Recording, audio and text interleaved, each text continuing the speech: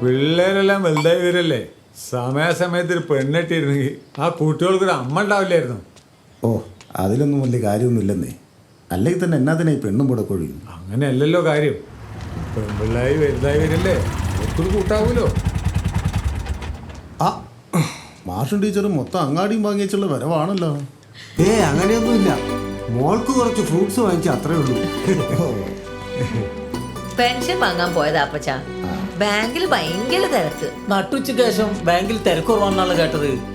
അല്ല അത് കാര്യാക്കണ്ട. ഓ അപ്പം വയസ്സുകാലത്ത് രണ്ടാളും കൂടെ കറങ്ങാൻ വേണ്ടി പോയതല്ല.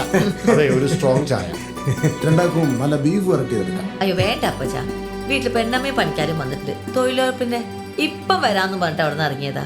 പഴംപൊരി ഉണ്ടല്ലോ, അതൊരു 10 തന്നേക്ക്. അവർക്ക് വൈകുന്നേരം ചായക്ക് കൊടുക്കാം. പതിനൊന്നായിക്കോട്ടെ പഴംപൊരി. അല്ല പക്ഷേ പ്രദീപിന് വേറെ ജോലിയൊന്നും ആയില്ലേ? അവന് പണ്ടേ ഇതിലൊക്കെ തന്നെയല്ലേ താല്പര്യം.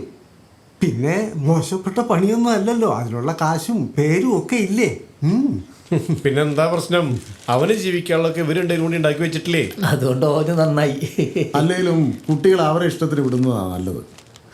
അതെ അതെ, അപ്പച്ചേട്ടന്റെ കുട്ടികൾ അപ്പച്ചേട്ടനെ വളർത്താൻ കണ്ടിട്ടില്ലേ? അപ്പച്ചേട്ടന്റെ ഇഷ്ടത്തിന് വിട്ടിരിക്കുക. വാ പോവാം. ചായ ചായ പറഞ്ഞിട്ട് ചായ ചായ വേണ്ട, ഇറങ്ങട്ടെ. അപ്പൊ പഴംപൊരി അവിടെ എത്തിയിട്ട് എനിക്ക് തരണേ.